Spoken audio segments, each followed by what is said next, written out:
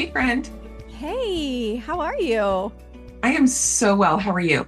Good. What's on your hat? Mine says latte. Are you What does yours say? are you kidding me? Mine No. says coffee. Should Oh we my act like we're gosh, actually surprised though?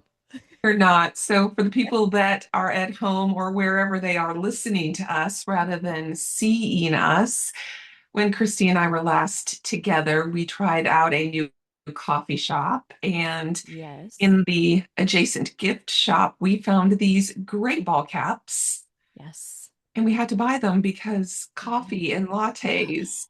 I know, coffee, It is. latte. It's just wonderful. And I love that our passion for our coffee drinks gives us moments of joy, even in our clothing I choices. know. And we're both hat girls. We're both ball cap girls. Yes. Yes. So I love that. always about a good ball cap, I know. for Feels sure. good wearing this one.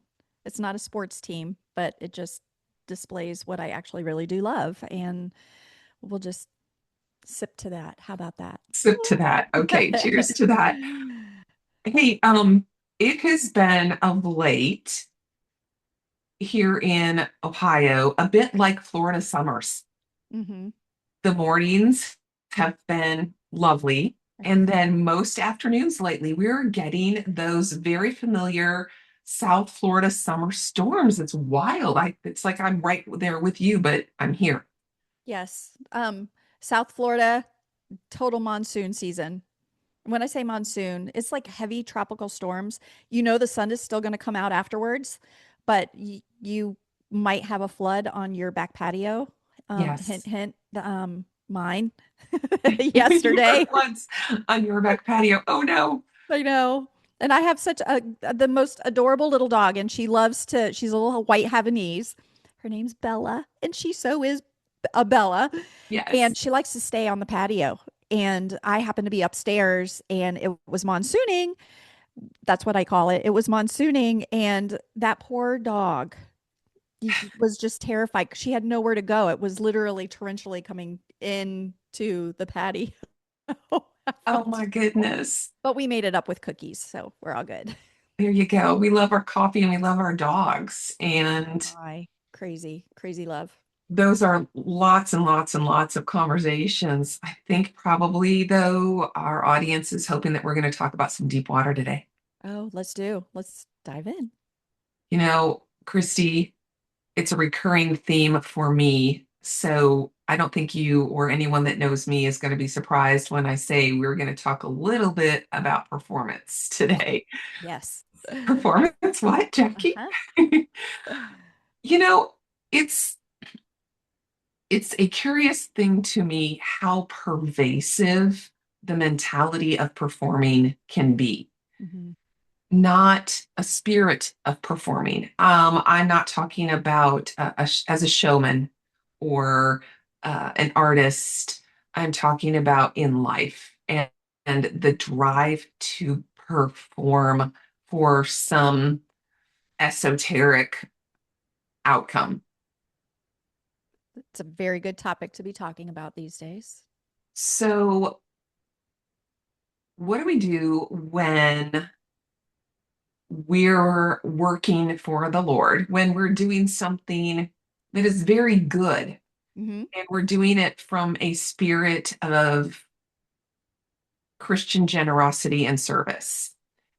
For example, I was on a women's retreat and I was serving in the capacity I had been assigned, and I was thrilled to be doing it. And it was a wonderful experience as someone on the serving end of things, hmm as well as witnessing the women that experienced the blessing of the retreat. Okay. And at the end of it, I went to my leader after this great experience and I said, what could I have done better? And she said, Jackie, it's not about the doing, it's just about being obedient to the call. Good. It's not about performing. God doesn't want our perfection, He wants our obedience. Yes. Let's talk about it. It's so good. I think so many times, and especially women, not just to say that men don't have that either, but what Right. we're talking about today is we get so caught up in the doing. We get so caught up in the proving. I always wonder, it's it has to stem from an internal rub with yourself. Mm. Like where is the core of performance coming from? In this day, like you said at the retreat, like is it coming from, am I trying to prove something? Am I internally maybe not as equipped or not as enough? Maybe not as enough. I don't really, I think everybody's got their own perspective of performance too, and where that does come from. I don't know. I don't like it. I don't like that this is one of those things that there is more dross and more dross and more dross. And I'm thinking, okay, I've learned this lesson. I peeled that layer of the onion. Yes. And then a day, a week, a year goes by, and I'm like, oh, learned this lesson, peeled that layer of the onion. And here I am at 56, and I'm still peeling this onion, Christy. And Yes. Maybe you um, should stop going and purchasing onions. I don't know, but maybe, no, I know what maybe. you're saying. Yes. So there is a long-standing conversation in women's ministry that talks about the Martha and Mary dilemma. I was just going to bring them up. Don't you love how God does that with us? Yes. You want to tell me what you were thinking? Well, in talking, when I knew we were going to talk about performance today, of course, is I was thinking, what is the opposite of performance? Is really nothing. It's just not, it's almost where it doesn't even become a verb. Is performance even a verb or is it an adverb? What is that? Hmm. If Well, I'm performance, performing, yeah, okay, that's a verb. where you stop doing would be to rest and be still. And I think of Mary and Martha as well. They're such great examples. One is Martha and Mary were sisters to Right? Lazarus, which was Jesus' friend who was raised from the dead. Thank Yes. you. And let dry bones live. And I think about Martha was so distracted, and Mary sat. Yeah. And talk about looking at yourself in the mirror. I have known this story for such a long time. Martha was so distracted with making sure things were right, making sure she was at the retreat with Jesus there. And she was busy making sure everything was great. The food was there, that the floor was swept, that all the Yes. things. And Mary just sat with Jesus. And they, I think they were in Bethany. I think they lived in Bethany. But they were all really good friends with Jesus. It wasn't like the girls were trying to say, oh, is Jesus going to like me better? I think the moral of the story is you don't have to do or prove. Mm. You just got to sit. And it is a subtle but significant distinction because Jesus never rebuked Martha. He never said, you are wrong, or you're doing the wrong thing, or you're bad. What he said was, Mary chose the better, Mm-hmm. kind of like one of those tricky school multiple choice tests. Which is the best of these three answers? Yes. And they could all be correct Yes. and good answers, Yes. but there's a best answer. Yes. And it is the very real experience of being Mm-hmm. versus doing. And I think for me and for the majority of people in life, doing is tangible. Mm-hmm. Doing is quantifiable. Yeah. And if we are an outcome oriented society, which Western society by and large is an outcome oriented society, this notion that just being Hmm. is not only enough, it's good. That means that we have to acknowledge that our very existence is good, that Hmm. my just being here Yes, is enough. absolutely. And you know what else it speaks? Tell me. Is that God is in control. Ah, Yeah, that is it's so powerful. The thought of, well, I'll just put it to you this way. My husband, in case any of you don't know, is a pastor, and um I call him the pastor to the pastors. It's he's very well networked in to Palm Beach County. So when pastors go on a vacation with their family or is taking a sabbatical or they just need somebody to step in, he steps in for them. And he also does ministry appointments with them. But anyway, as I was reflecting on this, I was thinking my husband did a great little hands-on at the end of one of his sermons about performance. hmm. And he said, okay, now we're going to do, here's a little homework, but you can't leave the church until you turn it in. He Oh, said, he goes, I'm going to set the timer for 5 minutes. And I don't want you to do anything but just be still. Don't move your fingers. Just don't do any tapping. Don't do anything. oh, Like don't look around. Just be still for 5 minutes. I'm setting the timer. Are you all ready? He goes, no no. shuffling, nothing. And he said, the results will astound you because it takes people approximately 3 minutes before they can actually settle into this is what it feels like Yeah. to be still and not do anything. But the other thing that it really does do is it makes space for God to come in and dwell in your own spirit because you're not distracted. You're just sitting like Mary. And That, it's really super cool. I mean, we should that, try it. I encourage everybody else. Set your timer though. Don't just say, yes. okay, how long can I sit and do nothing? Set your timer. Set the It's very timer. uncomfortable. Stillness these days is very uncomfortable. Most people don't like it. Most people always want to do the opposite. I'm Yeah. one of those. I'm Busy, one of busy, those. busy, busy. Yeah. Um, I'll justify why not, why I can't sit. do you know, I know you are familiar, but rhetorically, have you heard of this author, C.S. Lewis? Yes. Okay, Screw Tape Letters. Oh, good grief.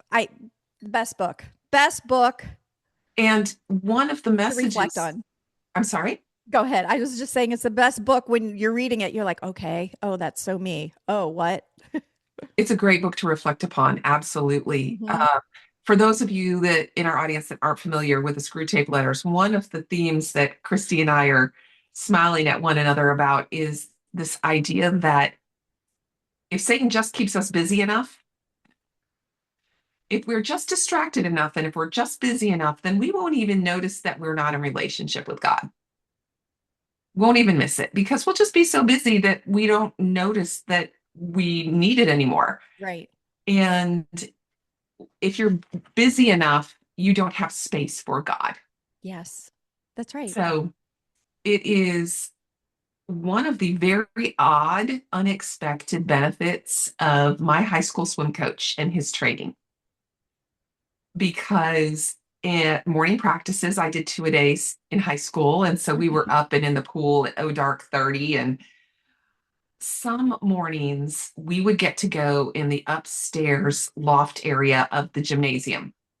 And it's Okay. where they had back in the day all of those swishy red mats that would fold out that we would get to use during gym class or PE class. And they always That's where smelled they, like gym and sweat anyway, but go ahead. yeah, yeah.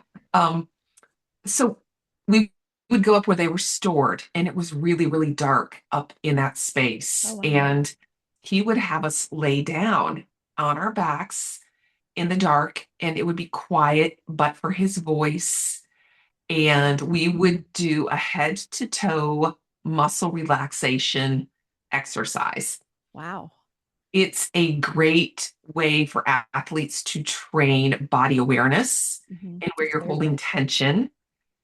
It's also a great way to train yourself to be aware of your breath. And I know it's a very popular trend these days to do breath work Hmm. or circle breathing. I learned that way back in the 80s, thanks to my coach. Thanks, Trace. Um, it's also a really great way to be still and learn in the formative years of your life to Hmm. be still and allow space for God. Yes, absolutely. Yes, yes, and yes. It's So I didn't presence. I was just going to say it's presence over performance. absolute, Yeah. absolutely. That's Were you going to great. say that too? Presence over. Yes, I was, but we often do that. And keep in mind that we haven't really been in one another's company as friends for about 25 years now. So the fact that you, what is this, 10 times that we've been together since we reconnected and we are already duplicating one another's words. I, I love seeing where God is taking this presence over performance for sure. Um, Yes. Christy, you mentioned that in being still, we allow space for God. Hmm. And his word has a lot to say about that. In particular, Psalm 46, I think it is. Be still and know that I am God. I say that at least once or twice a day out of necessity. If we, from a linguistic standpoint, dissect that sentence, it is another really great exercise that will move you in the space that I think your sweet husband David was opening for his parishioners and then for us today. First, be. Be is an action verb. It requires of us. So we know in our spirit and in our body and in our minds that we are going to be endeavoring towards something. Hmm. Still, okay. I think there's an awkward pause if you're listening to the podcast, but there's this breathing space that we're looking at one another right now. And Wow. okay, I'm being still. Hmm. And because we are anticipatory creatures and we want to know when the end of the still will come. We can hold through if we know that there will be an end. Hmm. So be still and know. Fully embrace and understand. Hmm. To know something. And have you had experiences in your life where you know something in your core? This isn't head knowledge. This is Hmm. head and heart knowledge where something is foundational and you know. Yes. Like you feel Ah, it in your gut. My yeah, mother would say, "Do you feel it in your gut?" yes. Yeah. Be still and know I. Mm. Singular, I, the one and only singular, I am. Hmm. So it starts with being and asking us to be Right. still. And in that being still, we can know that God is. Yeah. That's so good. Mind blown. I know. I just want to sit and be still and think about it. I do.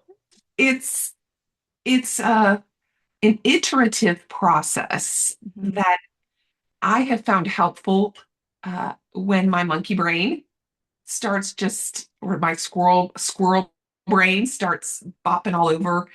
And I'm a fairly contemplative person, so I know if my brain ratchets up to 1.5 speed or 2 times speed, and I compare that with Hmm.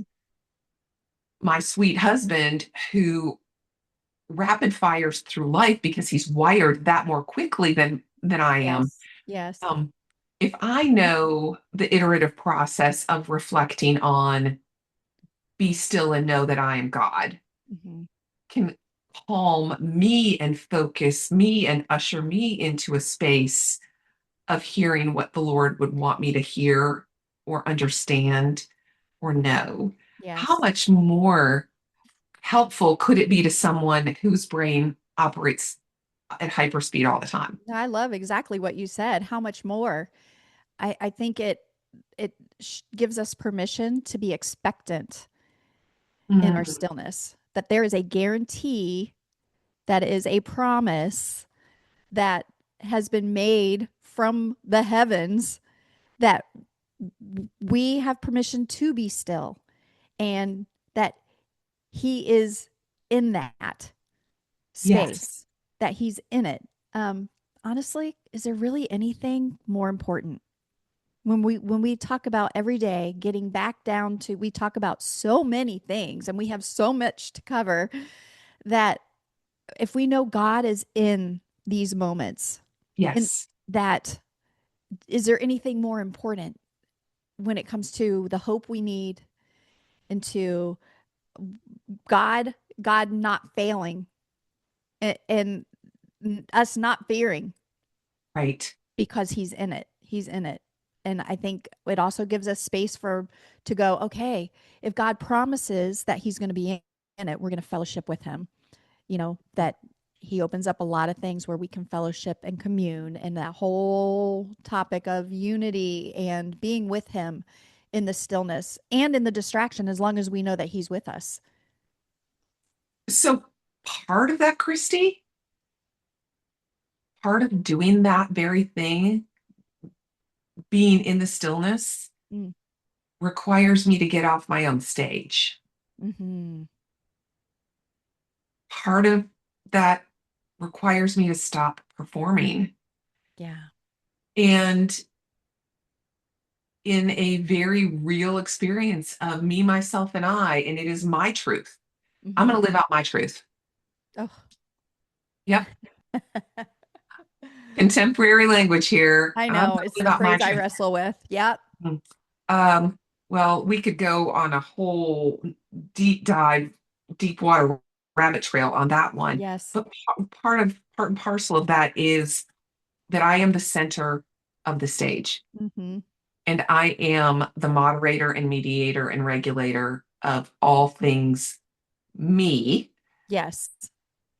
And if I am my focus, I will never be still enough to know God. Yes. If we are so distracted, if we are so entirely distracted that we are so busy performing, that when we say we want to be still and that's when we find God, that means when we're performing and we're not putting God in that, then it's meaningless. It's just Entire. meaningless. But like you said, then it just becomes all about you. And I think about this example of a child at that's doing this performance at a Christmas pageant. Mm, They've been practicing in class. They know their part, whether it's a singing part or they're in this cute little man-made costume of a Christmas tree that they're only going to use once because it's going to be a mess and torn apart by the end of the show. But yeah. their primary reason for doing the pageant is so that their parents will be so proud of them, and that their parents will show up, right? And be in Right. the audience, because what child stands on the stage and doesn't look for where their parents are?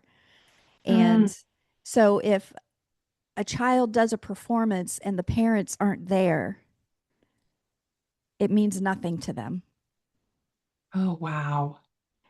And it's the same thing that we do. Like, we're performing, but if God's not in it, why do it? And I don't know, but it caused me to pause and think, wow, kind of recalibrated how I need to find the purpose in the things that I'm doing. Not to say that things aren't fun and like, okay, well, it's lighthearted and but just Sure. to know, like you said, the the M that he really is existing and he really does inhabit where Oh, we are in our performance, then it means more. And we'll even come up with different ways that we're like, okay, it makes it more purposeful in the mm, things that we do. absolutely. Yeah, Because divine purpose, divine purpose. friend, Purpose in the performance. That's it. Wow. you should you should write a book about it. Okay. um, Wow, breakthrough moment right there, Jackie. Oh my gosh, I that hope is somebody is capturing that right now. I really do. I just me pray too. pray that they would just have a new little um what is it? A reveal, a revolution. Revelation. Thank you. Revelation. So many words. A Yes. revelation right now of maybe an accountability call. Maybe it's like, Lord, oh my gosh, I've been doing this. I've been toiling and it feels like it means nothing. That maybe God's calling you to go deeper and say, Lord, I want whatever I'm doing, whatever I put my hands to, whatever I'm walking out, whatever direction that I'm focusing on. Lord, give me purpose in my performance. And Lord, I pray that right now that God would show you exactly what that is to you Yes. so that you can be still. And whether you're still or busy, that you will know He is God in every single detail of your life. Yeah. Amen. I think that is the perfect time to say bye for now.